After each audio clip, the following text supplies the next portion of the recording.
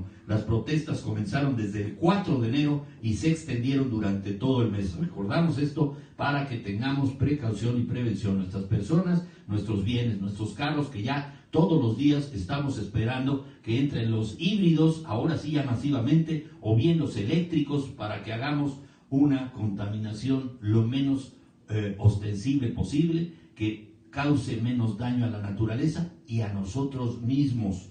Creo que está creciendo el interés. Tengo por ahí un reportaje en negocios que está creciendo ya el interés de los usuarios por deshacerse de automóviles que caminan con gasolina, o sea, de motor de combustión interna. Ojalá que sí logremos prácticamente en unos 10 años pasar a esta forma nueva de una libertad de oxígeno que no esté comprometido al CO2 ni todas estas partículas que andan por el ambiente causando cánceres y otros males. En la zona metropolitana hubo incluso saqueos, acuérdense, en tiendas de autoservicio y departamentales que dejaron pérdidas de 1.922.3 millones de pesos en mercancía y cobraron la vida de 2 policías, uno atropellado y otro apuñalado. Esta situación provocó una paranoia colectiva y comercios de toda la Ciudad de México y Estado de México cerraron ante el temor de ser robados, y otros aquí también en Morelos. También hablamos de huracanes, Irma, Katia y José. A principios de septiembre, 3 huracanes se aproximaban por el Golfo de México hacia las costas de nuestro país. Irma no tocó tierra en nuestro país, pero Katia sí, entró en Veracruz el 8 de septiembre y se debilitó a huracán de categoría 1. Ocasionó tormentas en Veracruz, Puebla, San Luis Potosí, Hidalgo, Tlaxcala, Oaxaca, Chiapas, Tabasco, Tamaulipas, Estado de México, Querétaro, Ciudad de México, y dejó un saldo de 2 muertos en Veracruz. Ocasionó, pues sí, todos estos lamentables hechos, y lo más importante son las personas. Todo esto no tiene razón de ser si las personas, por favor, todas estas medidas de prevención que sean para nosotros, las personas, o nosotras las personas que habitamos todas estas ciudades que fueron tan lastimadas. Y pues si de tragedias, acuérdense, hablamos de los sismos. Acuérdense que estoy haciendo este resumen de 2017 de las principales notas que les dimos aquí en el programa. Estuvimos al pendiente de los sismos. 2 sismos acudieron a México en septiembre. Obviamente las réplicas han sido miles, ¿no? Pero 2, los más importantes, este de 5 que fue el 25 de diciembre, prácticamente la Ciudad de México no se sintió. Yo tuve la oportunidad de estar por ahí en la zona sur, no se sintió absolutamente nada, nada más fue el pánico de la alarma sísmica.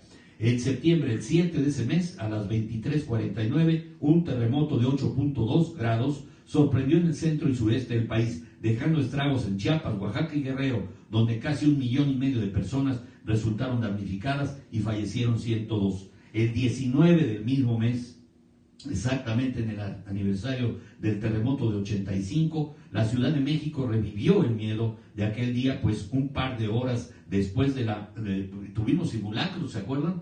Que como presagio, esos macrosimulacros que se hicieron, pues se viene un temblor 2 horas después de 7.1 grados con epicentro en Morelos y en Puebla, muy cerquita. Sacudió de nuevo la zona centro del país, causando daños más severos que el del 7 de septiembre en la Ciudad de México, Puebla, Morelos, Estado de México, y también Oaxaca y Guerrero. El saldo fue 369 muertos, esto es lo oficial, y más de 250,000 personas sin hogar en todo el país. Si ustedes circulan por algunas de las calles, a mí me tocó, por ejemplo, estar ahí en Pacífico, muy cerca de la avenida División del Norte, y está bloqueada la calle. La gente vive en tiendas de campaña en la calle. Por eso no hay circulación en algunas áreas. Se pide que nuevamente se dé circulación en algunas áreas peatonales o en algunos camellones. La gente sigue durmiendo en la calle. Ahí están nuestros hermanos damnificados, hay que ayudar, porque esas carpitas que se improvisan con una telita muy delgada, a veces son sábanas, a veces se improvisaron de lo que pudieran. Ustedes están viendo imágenes, por ejemplo, ayer del derrumbe, ya la demolición de los edificios de Lindavista, que quedan dañados todavía los colaterales. Todavía estamos con problemas con nuestros con ciudadanos, con todos los mexicanos que están con esas carencias, y para mí es un dolor que les comparto. Ojalá que sigamos, que no bajemos la guardia, por favor. Saludo a Gustavo Romero, mi querido Félix. ¿Qué dice? Descarada la manipulación, claro. Gustavo Romero, Federico Castro, Antonio Frost y Cachirrocho. Bien, Cachirrocho, gracias por verme.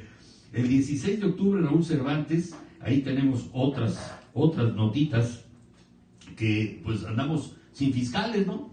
Pues ya no tenemos procurador en la grande, en la PGR, anda haciendo otro la chamba, porque renunció ¿cómo le decían? El fiscal carnal, que en default pasaba, pues no pasó y lo votaron. Raúl Cervantes tuvo que renunciar a su puesto al mando de la Procuraduría, después quiso hacer ahí un pancho en el Senado para decir que pues este señor no estaba facultado porque ya se había ido este señor Raúl Cervantes, el que quedó de sustituto, le dijo que pues lástima, Margarito no tenía derecho a réplica. Sin embargo, intentó hacerlo, pero pues fue abortada también esta misiva por pues el nivel legislativo alto. El procurador señaló que decidió retirarse para evitar más estancamientos con el proyecto de ley. Y bueno, pues si hablamos de leyes, ahorita les tengo la ley de seguridad interior que tanto revuelo causó en todos los mexicanos, porque el 21 de diciembre, apenas hace unos días, Peña Nieto promulgó el decreto que expedía la ley de seguridad interior luego de haber pasado por el escrutinio de la Suprema Corte de Justicia.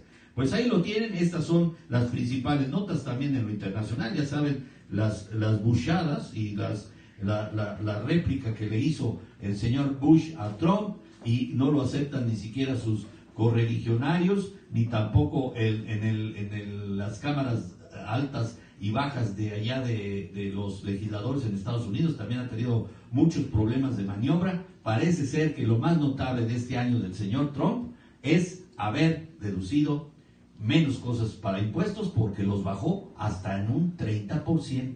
Le fue muy bien al final del año al señor Bush, quién sabe cómo le vaya a ir en el 2018. Ahí tienen de lo más importante. Y por supuesto, en lo político sigue liderando AMLO la cobertura negativa en los medios, pero también en lo positivo, porque va como caballo de Hacienda. El reporte indica que 1.805 piezas informativas, emitidas del 14 al 16 de diciembre, el morenista concentró el 33% de la cobertura. Ahí les va Andrés Manuel López Obrador, para que a muchos no les va a gustar la nota, pero ahí está. Es el aspirante presidencial que ha recibido la mayor cobertura mediática en el periodo de precampaña.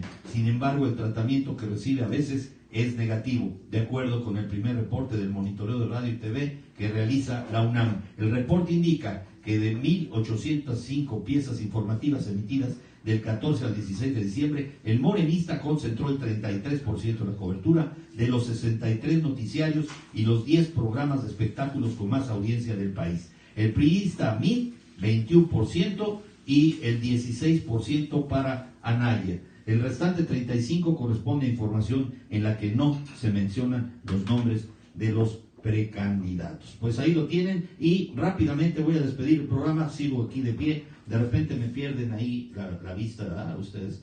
En nuestra sección salud, que ya saben ustedes que en personas y bienes necesitamos prevenir enfermedades, prevenir la pérdida de la vida, que nuestros deudos no queden endeudados, valga la expresión, por causa de que se pierde el titular, el padre o la madre de familia, quien lleva el sustento a la casa. Y entonces aquí les tengo vamos a decir que este síndrome, igual que el cuello de texto, son modernos. Antes no se daban con tanta frecuencia. Ha sido estudiado este síndrome, que es el síndrome del túnel del carpo. Esto ahora es una novedad porque muchos de nosotros trabajamos con computadoras, tenemos que usar el mouse, tenemos que cargar o sopesar un iPad, que en ocasiones es un poco más intensa la fuerza de carga que lo que puede resistir estos músculos, estos tendones que se encuentran en nuestras manos. Y entonces empiezan a tener un deterioro tan importante que pueden causar que la protección que tiene el nervio, que se llama la mielina, que es una vaina que protege al nervio, que es como pues si fuera una rama de un árbol que tiene su corteza. Esa corteza es la mielina, y se llega a perder pues la vitalidad de ese nervio y la funcionalidad. Tú me corregirías, mi querido Félix, si estoy diciendo alguna torpeza, porque tú dominas perfectamente el equilibrio anatomofuncional de todas las estructuras, pero fundamentalmente esta estructura está llena de, pues es como el paquete vasculonervioso, ¿verdad? Es vasos, músculo y además tendones y además nervios. Y se comprometen, se los voy a leer porque hice un resumen aquí para ustedes. El síndrome del túnel del carpo se produce por el aumento de la presión sobre el nervio mediano a nivel de la muñeca. Ello genera éstasis venosas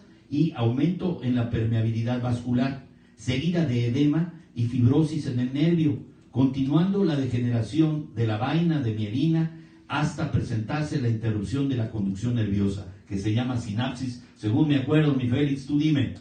Este síndrome es de causas variables y se presenta con más frecuencia en personas de raza blanca con una edad promedio de 53 años.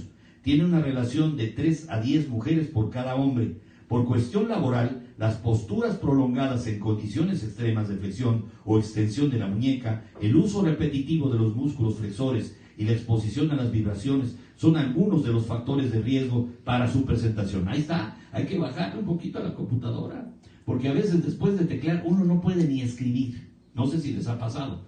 Intenten firmar algo o escribir una carta después que estuvieron 2 o 3 horas tecleando y cuesta trabajo, y duele la mano en serio. El diagnóstico es clínico apoyado por estudios de imagen, ultrasonido y resonancia magnética. Para el síndrome del túnel del carpo existen diferentes tratamientos que van desde las férulas de reposo, el uso de medicamentos tomados y la infiltración con corticosteroides, hasta la cirugía, en la que se pueden utilizar la técnica convencional abierta o las técnicas endoscópicas para dar la abertura o la apertura del retináculo flexor del carpo. Pues ahí lo tienen. Este síndrome es un síndrome de actualidad, de nuestras actividades, nuestras tareas un poquito más sedentarias ahora. Se mueve uno menos que antes, porque antes había traslados, había que llevar hasta la carta al correo, ¿verdad? Ahora se siente usted y hace su carta y la manda por email. O bien, si quiere mandar un mensaje por Twitter o por Facebook a sus amigos, a todos los que nos hacen el favor de ver, pues lo hacemos casi siempre.